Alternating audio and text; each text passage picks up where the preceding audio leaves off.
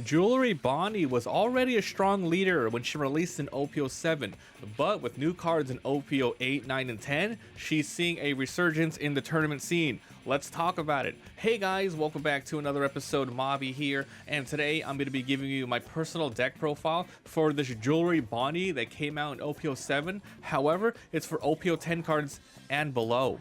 Make sure to like and subscribe, it really helps out the channel. I upload daily duels and deck profiles for different anime TCGs. Alright guys, here we go. As mentioned, anything OP10 and below will be this deck. If you guys want to see the pure OP07, there's a link down in the description to every single deck that I've covered. And this is going to be a full video breakdown. But if you guys just want to see the image deck list and of course the text, you can head on over to my website, mobbytcg.com. I upload everything there as well as the proxies if you want to download them yourself. Alright, so let's talk about it. How much has the deck changed? When it first came out, it was really strong on supernovas, and yes, there were still about half supernovas, maybe 40% supernovas, but the rest of them are just really strong staples. And this leader really benefits from having 5 life and an ability that lets her really stay tanky on the board in order to let you use up your late games, you know, your 7, 8, 9, 10 cost units. So let's talk about Bonney here. So this is supernovas from OP05, 5 life, 5,000 power. When your opponent attacks once per turn, you can rest 1 Don, meaning you have to have 1 Don active. And luckily in this deck, there are some cards that let you, restand Don. So you don't just have to leave one. You could play your turn out and then still, have a Don or 2 ready to go. You can rest one of your opponent's leaders or characters. Such a crazy strong effect. There's no other requirements. It doesn't matter their costs or power levels. They can throw out a gigantic, Blackbeard 10 and you can still rest it. It's pretty cool. Well, actually, in general, after the turn after, because that will mess with your leader ability. But you know what I mean. Alright, so we'll start from 0 to 10 costs here. We have Because the Side of Justice, which will be whichever side wins. This is from OP05. It's cost 0, and on a counter, you can trash a card to give somebody 3,000 power. Now, we're running 3 in here, and the reason is because this deck runs quite a lot of bricks. I think anything like from your... there are some 5 costs, and then your 7, 8, 9, and 10, they are all bricks. So you have to be really careful with this deck, and you may get, there's not a lot of drawing and discarding, which is the biggest weakness of this deck.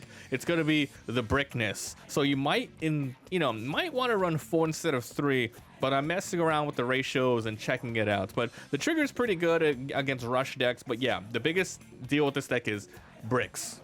All right. Now let's move on to our searchers of the deck. This is Jewelry Bonney from ST02 111. Activate main, rest 1 Dawn. You can look at the top 5 for supernovas. Now this is cool because you can grab Bonney herself, which is a really strong card. However, we are not running the 5-drop Bonnies if you're interested, but you can grab any of these in general. So your first couple of turns, you actually do have some plays. It's not going to help you further the pressure along, but it's going to help you set up the board and just be a little more sticky. This Bonney being one of them. If you play it on your first turn, and then next turn, or if you have 2 Dawn, you can go ahead and search for it. Then it becomes a pseudo blocker. Your opponent will just attack into it, meaning you don't have to get rid of anything in your hand, which is kind of nice. If you go first, then on your second turn, you can throw out the Bonney. You can throw out a really cheap 2 cost blocker, and then get Bonney out again. So that's really good. So running 4 of these, and remember there's like 40% supernova, so you do have a chance to miss, but it's not a big issue. Now we have Scratchman of Pooh. This is from EBO1. This is a 1/1/2 counter. So on play, you're going to be resting up to one of your opponent's characters with cost 2 or less. This card in particular is pretty much in the deck to be a searcher, and it very, very, very rarely you're going to be resting a 2 or less. Now, we've been seeing in OP09 and OP10, a lot more decks have been running actually blockers that are 2 and below. This deck as well. So you can go ahead and use that. So this one might come into play, and more often than not, especially in these later sorts of metas. So running 4 of these. We are running 12 2K counters as well. Now we're running a killer. Speaking of 2 cost blockers, this is their Supernova Kid Pirates from OP01 2/2/1. It has an 8 blocker. Then with 1 Dawn attached on block, if you have 3 or more characters, you're going to be drawing 1 card. You're usually not going to be using this for the ability. However, it's just a really cheap blocker to throw it on the field, which is very good. It's also searchable supernovas. Next off, we have Don Quixote Rosinante. This is from OP05 2/1/1. Has blocker. Then on your opponent's turn, if one of your rested characters would be KO'd, you can go ahead and trash this character instead. So I'll let you know there is the 8 cost Eustace kit in here, which on play you can rest it to throw out a 3 or lower character. Throwing out a killer is great, throwing out in a poop it is really good for resting a blocker, but this is probably one of your best characters to throw out in order to have a blocker on the field and even protect that kid in general. Because that kid rested, if their Dawn is attached, it will become a blocker. And if they will be KO'd by any reason with an effect, or if they swing a 20,000 character, you can just get rid of this. It's really crazy. So it's a really great card for the deck. So we are running, let's see, 2 Rosinantes. Oh, we're running more Rosinantes. There you go. My bad. We're running 4, let's see, 3 killers, a bunch of 4 killers, and 4 Rosinantes. Really amazing blockers here. All right, so this is a new card in OP10 that this character is pretty much running. So this is Tashigi, Punk Hazard Navy. Not searchable, however, it's an awesome 2K.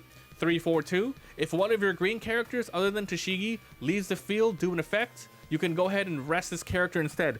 Insanely strong ability. Now, leaving the field to an effect means, you know, with a KO effect, with a bounce back, with the trashing, you can rest it. It's really good.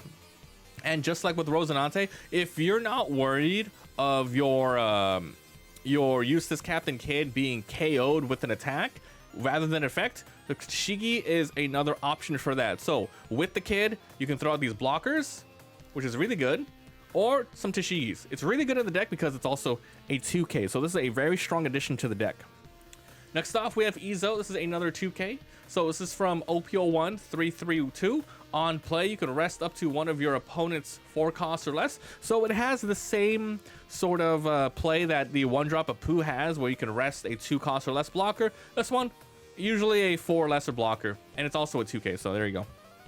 So those are all of your 2Ks of the deck. They're really good. So your early game is pretty strong, and even if you don't use them to throw out, you know, with your initial Dawn, you can use that Eustace kit to drop them and just be really effective on the field already. All right, we have another card from OP10 that Jewelry Bonney really takes advantage of. So this is Smoker.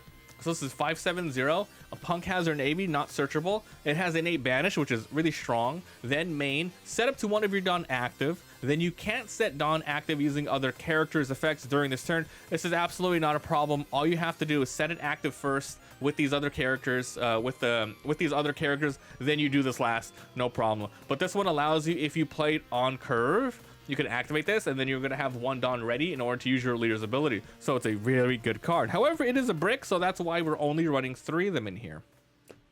Now for Carrot, this is from OP08 5/6/1. On play, and then when attacking your following turn, up to one of your opponent's rested 7 or less will not become active. Insanely strong curve here. Such a good card. Your opponent hates it.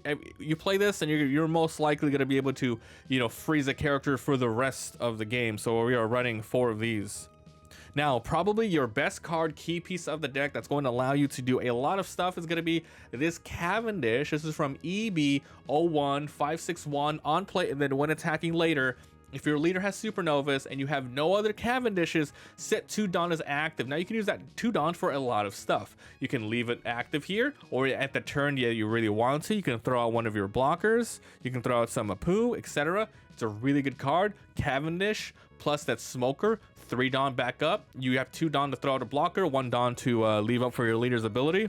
Crazy strong card. Now for your late game, and remember everything here, there's a lot of them. These are all bricks, but that's okay. So now you have Hody Jones. So basically OP06, this card is really good for closing out games. 7/8/0 has an 8 rush. On play, rest up to 2 of your opponent's characters or Dawn. So if they leave a Dawn up for, let's say, I don't know, red Radical Beam, you can go ahead and rest that, you know, screw that. If they have 2 Queens on the board or a freaking Blackbeard on the board, you rest those, no problem. Then you rush. It doesn't matter that you hurt yourself too, because this is usually for the end game. You either go for game or you keep it in your hand and you wait for a good opportunity. So even if you don't have a card to put to your hand and you're at 0, it doesn't matter. That is not a requirement, just an extra cost that you fulfill if you can. So I'm running 3 of these. Now we're running some Eustace Kids here. These are really good from OP01 8/8/0 with 1 Dawn attached on your opponent's turn. If this character is rested, they must attack this before they can attack anyone else, including your leader. Activate main once per turn. rest this character, then play one character with cost of 3 or less from your hand. So the turn that you can play this, you can rest it, and if you already have, let's say, a smoker or a Cavendish on the board, you're going to be able to get a Dawn back in order to activate this. Or if you play this, you know, with 9 Dawn, you'll be able to do that as well. But basically, yeah, you can play, as mentioned, a lot of great cards you can play for 3. You can play these to rest something. This is like, you're probably like the lowest target though. Tashigi is really good, but your probably best ones are the Rosinantes or the killers. So you have a regular blocker on the board, then you have the huge fat blocker just to fill out the board a little bit more. Really good. So we're running 3 of these. Now for some more late games, we have Shanks. This is from ST16 9110 on play. KO an opponent's arrested characters. Crazy strong, because when your opponent attacks, or if they throw something out in, you know, different orders, you can rest it and then KO it. But usually when Shanks is on the field, when you're about to play Shanks, they're gonna have a rested character. Now if you can KO anything like 7+, that's a huge get. So this is here just as a Hail Mary, KO anything that you can. And now to fill out the curve for the 10 cost here, we have this Don Quixote Doflamingo from OP04 10-10-0. So on play, you can a total of 3 of your opponent's rested characters and leaders do not become active. Now you might be saying, this is a 10 drop, how can you use it with your leader's ability afterwards? Well, that's why you have the Cavendishes and you have the smokers in the back. As long as you have 1 on the field, you're good to go. Either way, if you play this and you rest at least 2 to 3 characters or leaders, you're set, you're solid. You chain these every single turn and you're going to easily win. So as you can see here, from the last time I did a Jewelry Bonney update, which I think I might have put one for OP08, it went from almost 80% supernovas to around 40% supernovas, and it's just a lot of really awesome stable green cards. Now if you guys want to see me duel with this, stay tuned. I will be uploading some duels with this and every single deck that we do cover here on the channel. As always, if you like, please like the video and comment below what you would change or what you would remove. And as always, every single deck that we make will be on the Mobby TCG website in order for you to view and copy the deck list yourself, as well as get any proxies that you guys want. So thanks so much for hanging out, and I'll see you guys next time. Bye.